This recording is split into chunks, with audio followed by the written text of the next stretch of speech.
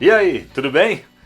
Estamos de volta com mais um Zona de Distorção, programa em parceria entre o HQ Você Precisa Saber, o Nerd Fusão e o Tudo Geek, 3 canais sensacionais que você precisa conhecer. Você já está aqui no HQ, mas você precisa dar uma olhada lá no Nerd Fusão, que tem um conteúdo muito legal. E o Tudo Geek está no Facebook, dá uma olhada lá, que é um canal que fala só também de conteúdo de cultura pop, aí, muito legal, vai conhecer lá. E tô aqui com meus dois amigos, do Nerd Fusão, André Pacheco, e do Tudo Geek, Moisés Sky. Fala aí, rapaziada, é sempre muito legal estar de volta aqui com vocês e hoje tem muito assunto pra falar, tem muitas sagas legais pra gente comentar aqui. É um prazer enorme estar aqui com todos vocês. Fala galera, Moisés Sky na área. É um prazer novamente estar aí no Zona de Distorção com essas duas feras e hoje vai ter muito assunto legal. Eu tenho muita saga bacana pra comentar aí. Eu sou Moisés Sky e sejam bem-vindos ao Zona de Distorção.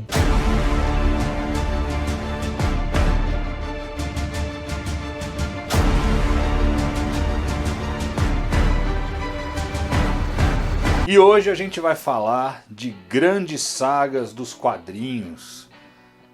Algumas não tão grandes, mas vamos falar de várias sagas que tiveram, da Marvel, da DC, até de outras editoras. Aquelas histórias grandiosas que mudaram muita coisa no que estava acontecendo ali na cronologia, ou até umas que não foram tão legais, umas que foram bem ruins. Vamos dar um approach geral aí nessas sagas de HQ que viravam a cabeça da galera aí antigamente, hoje em dia. Tem muita saga para falar, pode ser que a gente não consiga abordar todas aqui, com certeza não vai dar pelo tempo, mas a gente vai começar pelo começo, né?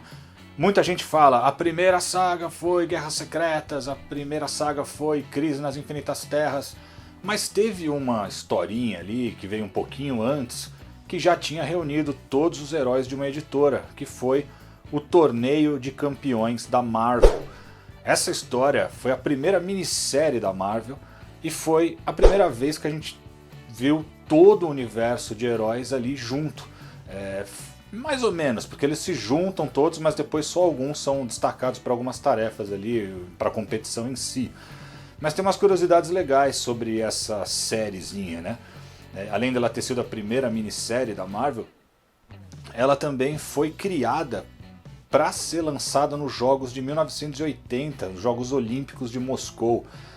Mas na época o pessoal já estava trabalhando na história, desenhando, escrevendo. Aí os Estados Unidos foram lá e boicotaram os Jogos Olímpicos de Moscou, porque a União Soviética tinha acabado de invadir o Afeganistão.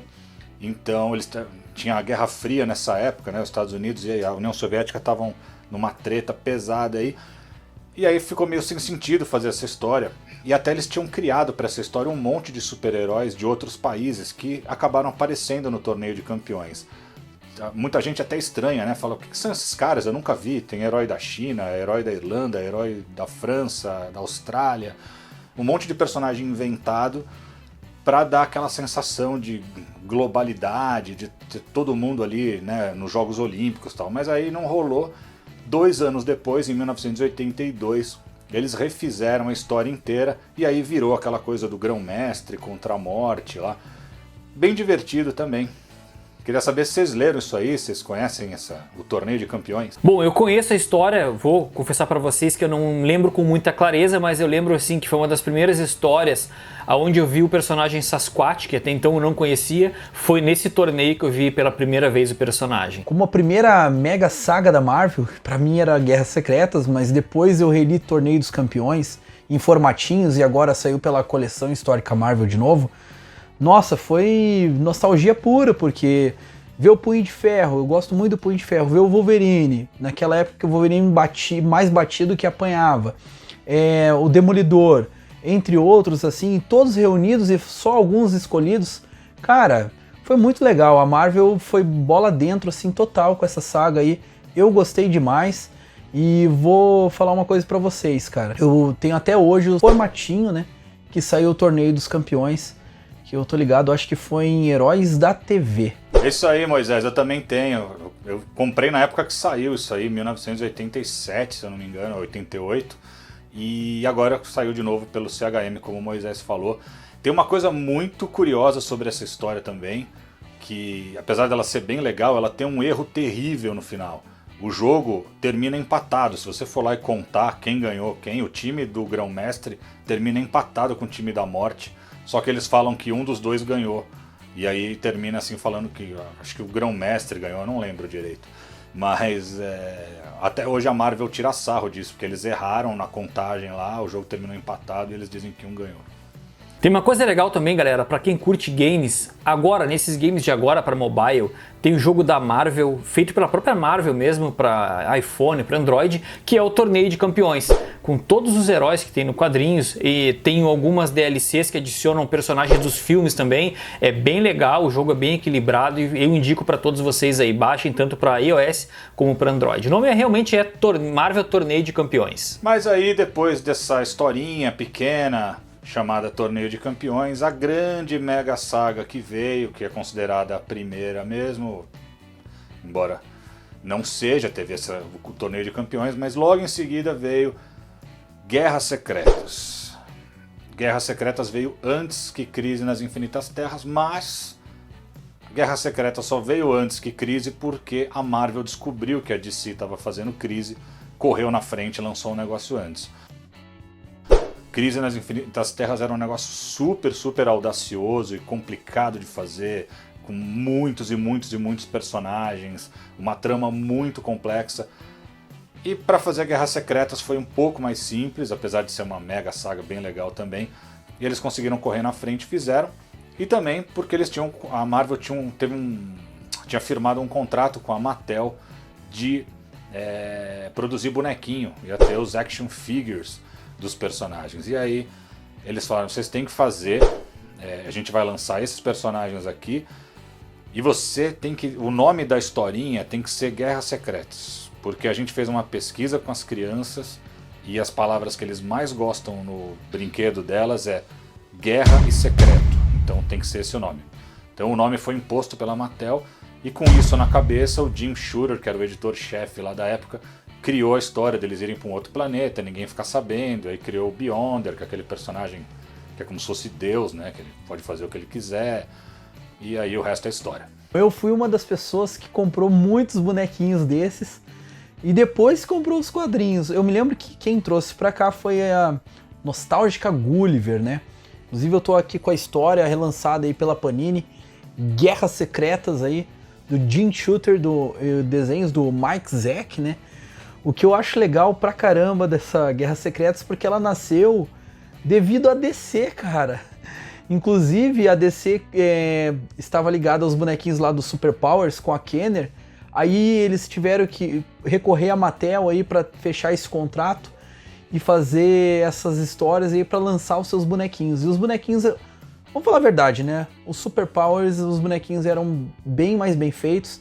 Mas Secret Wars foram bonequinhos assim que marcaram muito tempo e a alegria da molecada, e inclusive a minha, né? Eu tive vários, tive o Homem-Aranha Negro, né? Que a gente não sabia que era o simbionte, tive o Doutor Destino, tive o Demolidor, que ele nem tá nos quadrinhos, mas tem o bonequinho deles aí do Secret Wars, né? Porque era produzido aqui no Brasil. Tive o Homem-Aranha, tive o Capitão América e tive o Homem de Ferro também. Mas alguns eu não tive, até porque não eram tão baratos assim, mas deu pra brincar muito com Secret Wars. Pô, assim como o Moisés, eu tive esses bonecos quase todos. Infelizmente acaba se perdendo durante a infância e tal.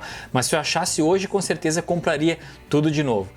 Sobre o Guerra Secreta também tinha uma parada meio bizarra, que era a criação daquele mundo das batalhas, onde vários pedaços de planeta que foram explodidos lá numa galáxia e tal, formaram esse planeta bizarro, que aí apareceu lá o Beyonder. Duas curiosidades bem legais também sobre Guerras Secretas. A primeira a Kitty Pryde ia participar da história, tanto que ela está desenhada no primeiro desenho da primeira capa lá, ela estava na arte da capa. Depois, por algum motivo editorial, eles tiraram ela da capa. E se você tem aquele encadernadão que o Moisés mostrou aí, você provavelmente viu essa capa com a Kitty Pryde, que depois foi tirada da história americana.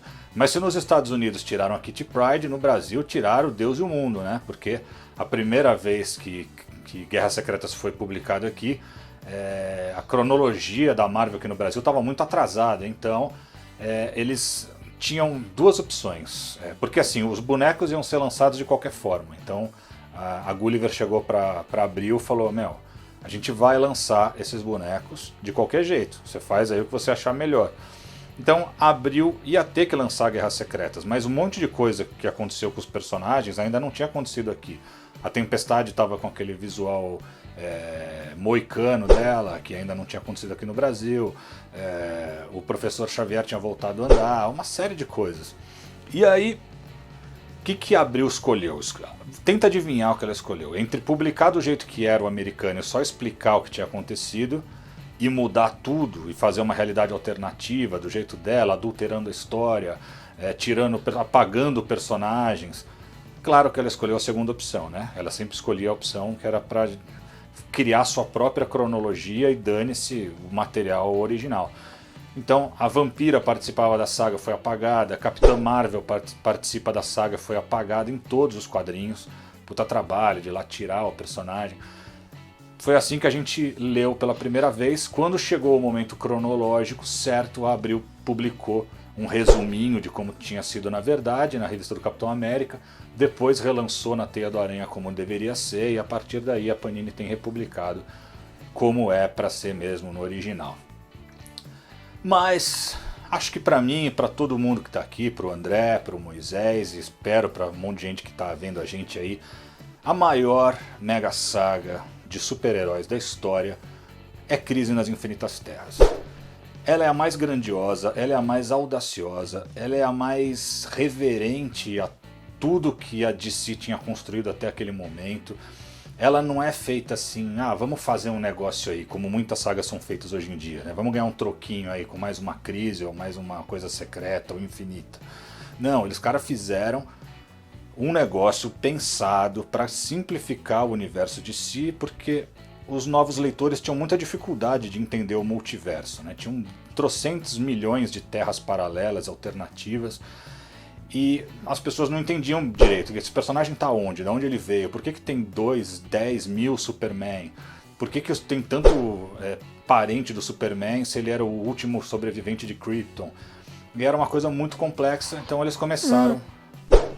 Tá saindo aí o seu ranho aí, mas tá suando o nariz, hein? E aí os caras chamaram pra fazer isso o Marv Wolfman, que já tinha um baita sucesso fazendo os Novos Titãs, e o George Pérez, que desenhava os Titãs. Eram os caras que estavam mais em alta na época, porque os Novos Titãs tinham trazido um fôlego novo ali pra DC, que estava se sentindo meio velhinha perto da Marvel, não estava conseguindo renovar bem os seus personagens. Quando veio Novos Titãs, eles conseguiram um sucesso à altura de X-Men, que estava bombando na época. E aí chamaram esses dois caras. O George Pérez é um dos maiores desenhistas de quadrinhos da história, né? Então pegaram os caras para criar isso aí e começaram a catalogar tudo que existia na DC. Eram mais de 50 anos de cronologia. Então os caras tinham que pesquisar em todos os quadrinhos já publicados para tentar inserir todos os personagens que já apareceram num quadrinho da DC nessa saga.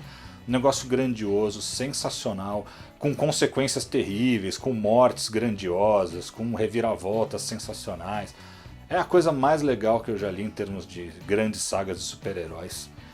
E vocês, amiguinhos? Concordo plenamente com o Rafa. Crise realmente é a maior saga já feita nos quadrinhos de todos os tempos. Isso é incontestável, eu acho, para quase todo mundo que teve a oportunidade de ler. Eu li meio quebrado essa história, porque na época eu não conseguia pegar a sequência e tal, era meio confuso para mim, mas depois eu consegui toda a coleção e galera, realmente foi uma história espetacular. E é muito simples entender o porquê que eles fizeram isso, né? Imagina que todos os heróis vinham com as suas histórias, com os seus arcos, com a sua continuidade da década de 50, 60, 70 e cara, e agora a gente nunca vai conseguir ver esses caras juntos e tal. Bom, os caras tiveram a brilhante ideia de explodir a porra toda e começar tudo de novo. Eu acho que esse é o principal conceito. Inclusive, fiz um vídeo no canal só falando sobre isso. Inclusive, o conceito de multiverso na DC, como ele começou, através de uma brincadeira que o próprio Flash lia as revistas do Flash anterior a ele. Então já é uma introdução a um possível multiverso. Então, confira no canal lá no Nerdfusão que tem um vídeo só falando sobre isso. Não tem distorção nenhuma, né, galera? Eu também acho Crise nas Infinitas Terras a saga mais grandiosa de todos os tempos. Inclusive é meu quadrinho favorito da DC Comics, né? Está na frente até do Watchmen, o pessoal até me critica em relação a isso, mas eu gosto mais de Crise, porque eu me lembro de Crisis ter saído em Superpowers, e aquela capa clássica do Superman com a Supergirl no colo, assim, não, meu, é marcante, né? Outra coisa, né? Comparar o quadrinho com a atual série, ou essa série que saiu aí no CW, no Warner Channel, né? Vou falar pra vocês, cara, é muito ruim, cara, é muito ruim mesmo. Eu juro que eu tentei assistir, mas não dá. Eu acho que o único personagemzinho ali que é melhorzinho foi o Superman, porque o resto dos personagens, eu não gosto de Arrow, eu não gosto daquele Flash, eu não gosto daquela Batwoman também, que eu nem sabia quem que era. Eu sei que ela é das antigas, mas voltou agora com tudo. Eu achei que estragaram, então eu desprezo essa série e eu prefiro muito mais ficar com o quadrinho. Espero ainda um filme grandioso sobre Crise nas Infinitas Terras, porque realmente a série não dá. Eu acho que o também que dá pra relevar um pouco é o Pária lá, que o ator lá, inclusive ele é o Flash Reverso na primeira temporada do Flash, é totalmente perdido o negócio. Ele fez o bem o Pária, mas o resto do elenco, nossa, tô fora. Eu não curto nada da CW. Me desculpem os fãs aí. Já avisei que vai dar merda isso. É uma série que muita gente não recomenda para novos leitores, porque eles falam, você não vai entender nada, porque você não vai entender quem são os personagens. Eu também não sabia, o André não sabia, o Moisés não sabia, os caras que mais entendiam de quadrinhos na época não sabiam, porque a gente não tinha acesso ao material importado, a gente não acompanhava, não era publicado aqui muita coisa, mas mesmo assim era super divertido e intrigante. Você falava, puta, quem é esse cara? O que está acontecendo? Nossa, você não precisa saber quem eles são para entender o contexto da história. Então eu recomendo sim, você quer começar lendo um negócio bem legal, lê Crise, é um negócio de explodir a cabeça, assim, de tão grandioso que é, então, para você ter uma noção do tamanho que era esse multiverso da DC. O meu sonho não é ver um filme, que eu acho que isso é quase impossível pela quantidade de personagens que tem, mas eu gostaria muito de ver uma animação parecida com o que fizeram com o do Cavaleiro das Trevas, respeitando o traço e tal. Acho meio difícil também, porque tem muita coisa ali que não vale mais hoje em dia, e eles só gostam de fazer desenho com uns personagens atuais e não resgatar coisas antigas. Acho muito difícil que aconteça, mas seria muito legal ver uma animação fiel àquele quadrinho lá da Crise. Um negócio bem legal é que o nome desse programa aqui é uma homenagem à Crise nas Infinitas Terras, né? Zona de Distorção é aquela área em que ficava uma intersecção entre dois mundos. Os mundos começavam a se mesclar um com o outro, e aquela zona que ficava uma intersecção entre os dois mundos ficava uma mistura das duas realidades. Então tinha vezes que misturava o Velho Oeste com a época dos dinossauros, ficava uma mistura de eras, de terras, e é isso que a gente quis brincar aqui, que era o meu universo do HQ misturado com o do André, do Nerd Fusão, e o do Moisés, do Tudo Geek. Tem uma saga que veio antes dessa, mas que não é considerada essas mega sagas que envolvem todo o universo e tal, mas é literalmente uma saga, porque o nome é Saga da Fênix Negra, e realmente é uma das maiores sagas da história dos quadrinhos, mas é uma saga só dos X-Men,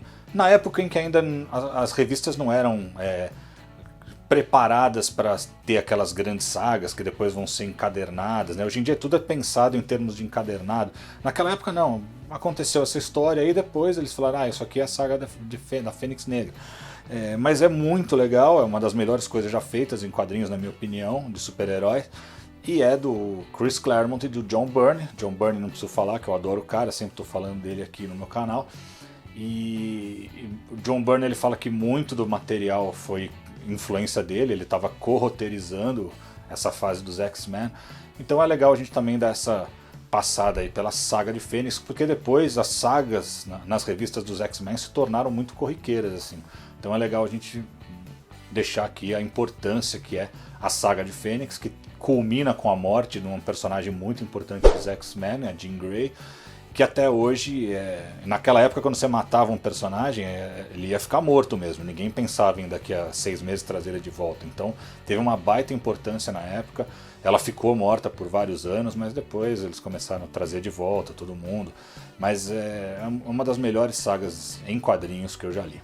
Concordo com o Rafa, é uma saga espetacular também. Uma coisa legal que eu sempre achei nos X-Men é que eles não eram personagens muito dependentes dos Vingadores ou de outros personagens da Marvel. Eles tinham suas próprias sagas, tinham seus próprios arcos e poucas interferências tinha dos Vingadores, embora tenha participação de Vingadores também nessa saga da Fênix, mas é uma coisa muito X-Men, né? E até as próprias adaptações aqui ficou muito... Eu achei muito bacana, assim. Embora a galera critique a adaptação cinematográfica, cara, eu consegui ver a ideia dos quadrinhos ali e uma coisa bem independente dos X-Men que eu sempre achei legal nos quadrinhos. Acho Dias do Futuro Esquecido o melhor arco de X-Men. Eu não sei se é bem uma saga, mas é um arco...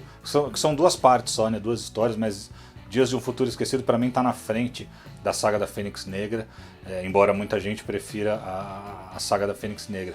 Curioso é assim, no começo, como eu falei, não tinha um formato, né? Era dentro da revista mensal e eles iam fazendo meio assim, tanto que depois da saga da Fênix Negra teve a saga da Ninhada. E a saga da Ninhada não era um arco que você podia comprar ele separado ou vinha escrito na capa Saga da Ninhada. Era um arco que eles foram contando por mais de um ano e às vezes eles até paravam de contar essa história, faziam outra coisa com os X-Men, depois voltava para a Saga da Ninhada. Ainda não existia aquele formato fechado. Foi só com o Massacre de Mutantes que eles começaram a fechar um formatinho assim, ó, isso aqui é o Massacre de Mutantes. Aí tinha um selinho e você colecionava as outras revistas que estavam relacionadas e aí virou uma moda ter todo ano uma grande saga, né? Depois veio o Inferno, depois tem Queda dos Mutantes, depois tem Programa de Extermínio e por aí foi. No começo bem legais essas sagas todas. E aí quando a gente chega nos anos 90, aí começa a degringolar, né? Daí vem Atração Fatal, vem Canção do Carrasco, que eu já acho bem fracas. Mesmo a Era do Apocalipse, então a premissa é legalzinha, mas as histórias são meio chatinhas. Mas aí virou a mania sempre ter a grande saga do ano dos X-Men e tal. E a DC, depois da crise, também, depois de um tempinho, começou a fazer as suas sagas regulares. Começou, se eu não me engano, com Milênio, que foi bem fraquinha na minha opinião. Depois Invasão, foi um pouquinho mais legal. E continuou fazendo, tem aí Zero Hora, tem um monte de coisa. E aí, mais recentemente, esses eternos reboots aí, que eu já não curto mais. Mas tem gente que acompanha melhor. Aí o Moisés, acho que leu bastante coisa dessas sagas, inclusive Zero Hora, que ele acabou de comprar. Conta mais pra gente aí dessas sagas aí, Moisés. Como o Rafa falou, eu peguei Zero Hora, eu acho bem legal. Né? Nessa saga aqui, o Hal Jordan ainda tem seu lado meio evil, né? E quem é o protetor agora da Terra, dos Lanternas Verdes, é o Kyle Rayner, que realmente ele é um Lanterna Verde meio fraco, eu acho, não é um dos que eu mais gosto. Acho que o John Stewart, o Guy Gardner e o próprio Hal Jordan e a Jessica Cruz estão na frente dele. Então, mas é uma saga legal, e o que eu acho legal é que a DC ela começou a pegar um embalo da Marvel e começou a fazer sagas cósmicas. Além de Invasão, como o Rafa falou, que tem a ver com alienígenas, né? Nós temos Odisseia Cósmica, que é bem legal esse arco aí. E também temos essa saga da Zero Hora aí que eu comentei, que são bem bacanas. A DC, muitas sagas, o que me irritou um pouco é que ela sempre está em crise, né? Crise nas Infinitas Terras, crise infinita, crise final. Eu acho que a pessoa, assim, enche o saco um pouco disso, né? Muda um pouco o disco aí, muda o nome, que nem a Marvel. É tudo não sei do que é infinito. Desafio infinito, Guerra infinita, Cruzada infinita, não sei do que é infinito. Eu acho que as pessoas têm que mudar um pouco os nomes das sagas. Não que elas sejam ruins, são sagas boas, né? Mas o Rafa falou tudo, cara. Nos anos 90, a qualidade das histórias teve uma queda, assim, grande. Muita coisa assim, eu tô pegando pela nostalgia, mas não é algo que eu gosto. E tem sagas bem ruins.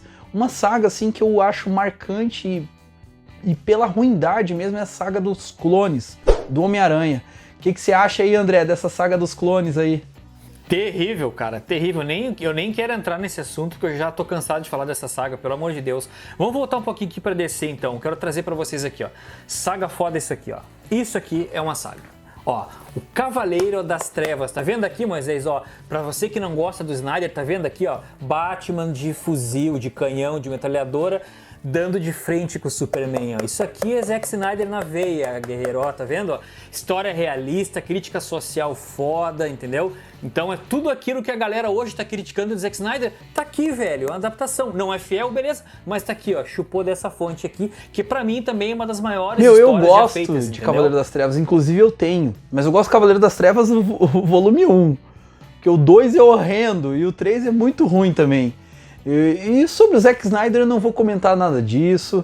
O Snyder God, deixa ele lá quietinho. Que vença o melhor. Vença o melhor porra nenhuma, quem vai vencer sou eu e vamos pra guerra. Mas realmente muitas coisas ele pegou para o Batman vs Superman, que não é um filme que eu gosto, vocês sabem disso. Mas ele pegou aí do Cavaleiro das Trevas, só que, como eu falei, né, o Snyder ele é um cara, sei lá, desleixado, relaxado.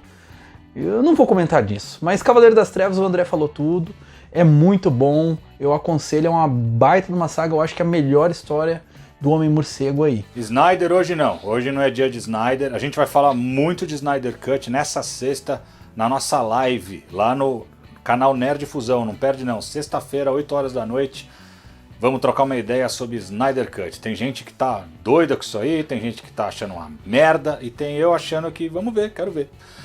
Agora, eles falaram de umas coisas bem legais aí. Primeiro, o Cavaleiro das Trevas é um dos maiores clássicos da história dos quadrinhos, lógico.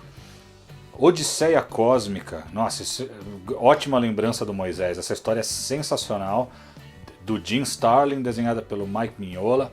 E também do Jim Starlin é Desafio Infinito, que é a saga que inspirou muito aí esses filmes, aí, o Guerra Infinita e o Ultimato.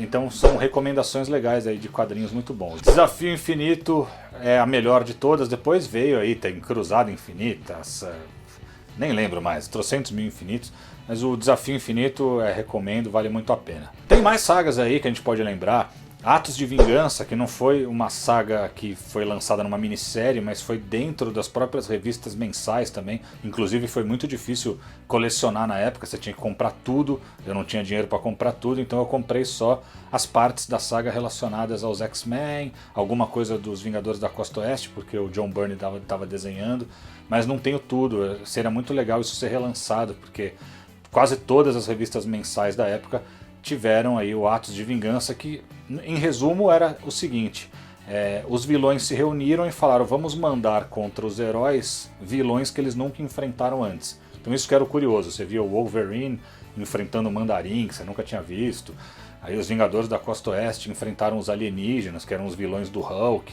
Então isso aí foi uma coisa bem curiosa dessa saga que nunca foi republicada aqui. Tem mais uma outra saga que eu gosto bastante também da DC, que é essa aqui, ó. Que é a morte e o retorno do Superman. Isso aqui pra mim marcou bastante na minha infância, foi muito legal. E tem uma da Marvel também que eu acho extraordinária, que é o Planeta Hulk. Eu tenho certeza que o Rafa já leu também, e ele também deve achar essa história espetacular.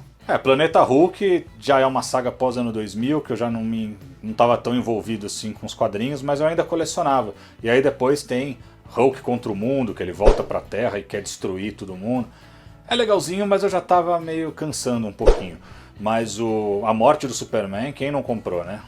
Eu tenho também, e foi uma coisa bem emblemática. Já tinha aquele gostinho de jogada de marketing, mas a gente queria ver quem ia matar ele, como que ia ser, foi bem interessante também. Bom, o André fez uma boa lembrança, Planeta Hulk, é muito legal essa saga.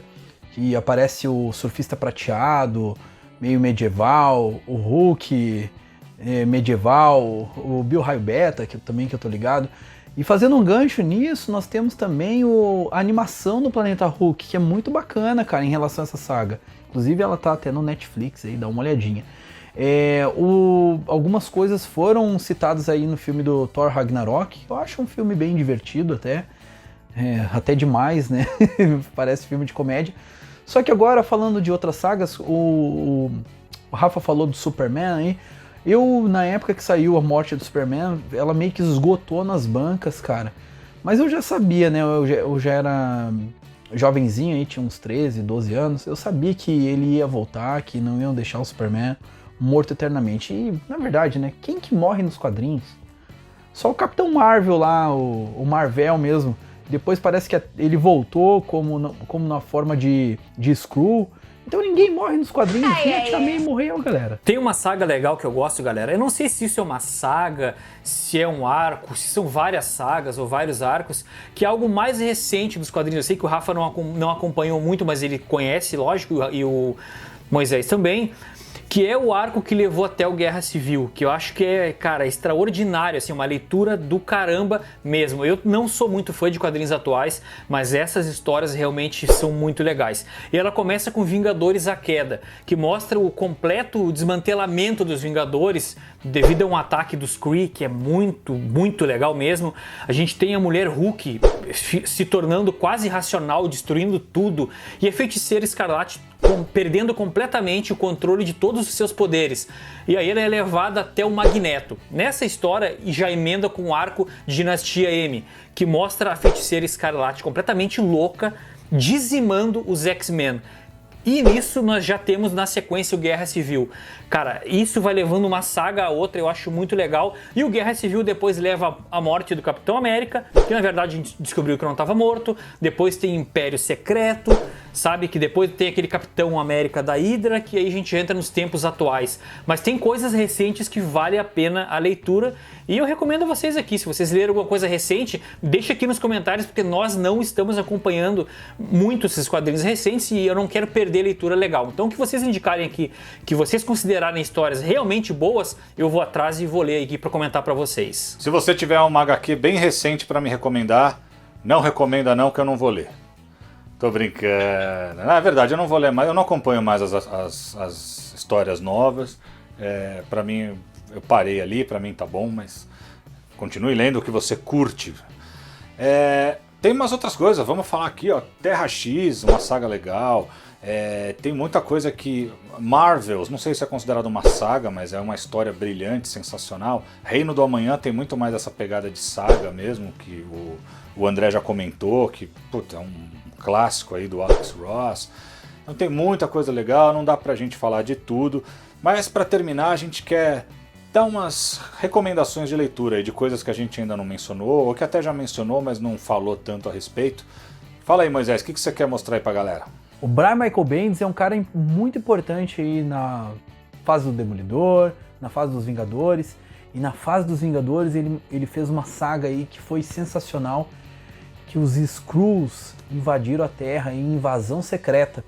O que é legal dessa saga aí, pessoal, é que ela, bem provável que ela vai aparecer no cinema aí, porque já temos aí os Skrulls, já vimos os Krees também, e já vimos que os Skrulls aí por enquanto são bonzinhos, mas eu tenho certeza que teremos os Skrulls malzinhos também aí nesse universo cinematográfico da Marvel. E tudo vai se basear nessa incrível história aí de Invasão Secreta que eu aconselho demais vocês lerem.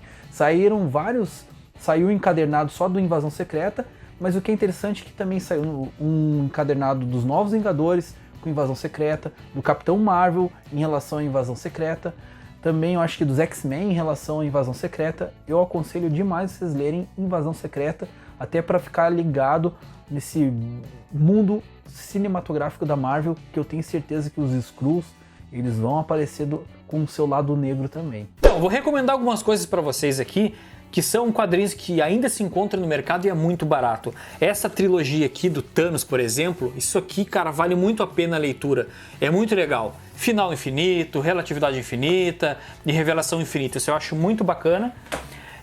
Reino do Amanhã, isso aqui é clássico, vale a pena só pelos desenhos do Alex Ross, já vale a pena, mas a história também é extraordinária.